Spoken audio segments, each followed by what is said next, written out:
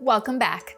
In the first video, I started configuring a Voice VLAN using CLI commands in global configuration mode on Catalyst 1200 and 1300 switches.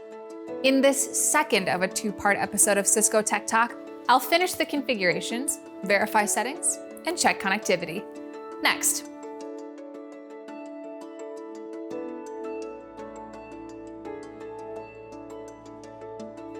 On Catalyst 1200 and 1300 switches, the port that connects to the IP phone should be configured as a trunk to allow automatic detection of either voice or data traffic. Assuming you are still in global configuration mode from the last video, you need to move to interface mode, where the IP phone will be connected.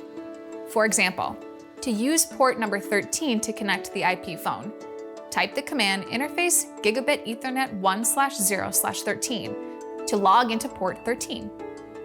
Then enter the command switchport mode trunk. Once the command is applied, all VLANs on this switch will get tagged on this switch port. By default, VLAN 1 is the native VLAN on the trunk port of this switch. It needs to be removed from this port. Enter the command switchport trunk allowed VLAN remove 1. To allow the data VLAN and voice VLAN on this port, use the command switchport trunk allowed VLAN 2, 300. Then, to define that native VLAN on the switch port, type the command switchport trunk native VLAN 2. All set there. The port connected to the IP phone has been configured. Now it's time to verify the settings and connectivity. Start by confirming that the uplink port on the switch is configured in trunk mode. This is needed to communicate with other devices, like a DHCP server, so the VLAN users can receive an IP address. The DHCP server may be configured on another switch. For this example, the uplink port is 1.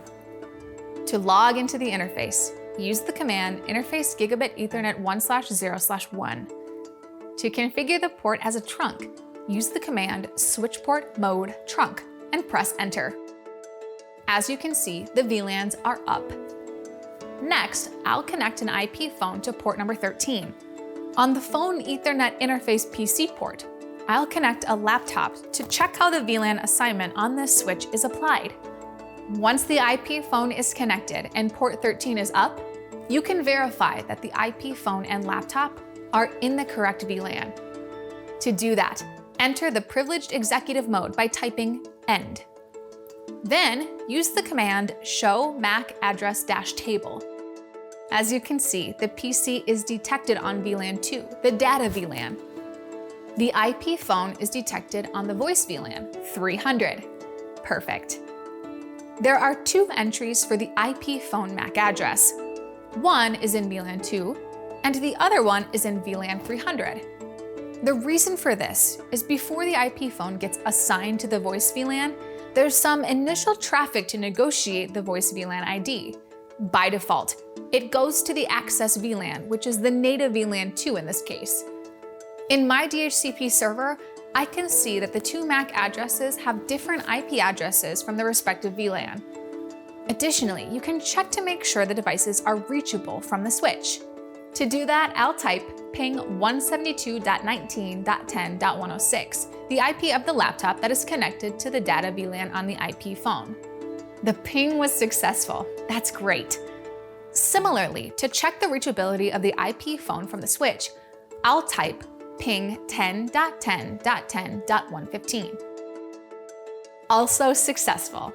Everything looks great, so save the running configuration to the startup configuration with the command copy running config startup-config.